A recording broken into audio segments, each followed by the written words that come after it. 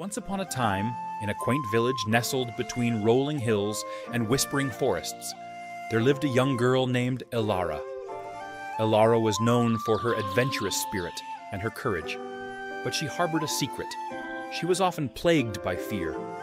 Fear of the unknown, fear of failure, fear of letting others down. It whispered in her ear like a persistent shadow, casting doubt on her every step. One crisp morning, as the sun painted the sky in hues of orange and gold, a great shadow fell upon the village. A fearsome dragon had descended from the mountains, its scales gleaming like molten gold in the morning light. The villagers trembled in terror, for the dragon demanded tribute, and failure to comply meant certain destruction. Elara's heart pounded in her chest as she watched the villagers cower in fear. But amidst the chaos, a fire ignited within her. A fire fueled by determination and defiance. She knew she couldn't let fear rule her anymore. Gathering her courage, she stepped forward and declared, "I will face the dragon." The villagers gasped in disbelief, but Elara remained resolute. With a borrowed sword and a heart full of courage, she ventured into the mountains, where the dragon made its lair.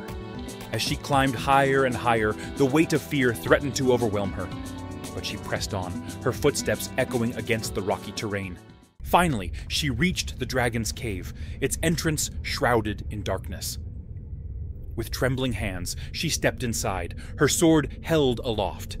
The dragon stirred from its slumber, its eyes narrowing as it beheld the intruder. Elara stood her ground, her fear melting away in the face of her determination.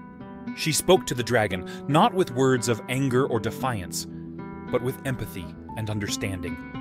She listened to its tale of loneliness and longing, of a creature feared and misunderstood. With each word, the dragon's demeanor softened, until finally it bowed its head in acceptance. In that moment, Elara realized that the greatest battle wasn't fought with swords and shields, but with compassion and empathy. As she returned to the village, triumphant, the villagers greeted her with cheers and gratitude. But more importantly, Elara had conquered her own fear, emerging stronger and braver than ever before. And though the shadows of fear may linger, she knew that as long as she faced them head-on, she would always emerge victorious.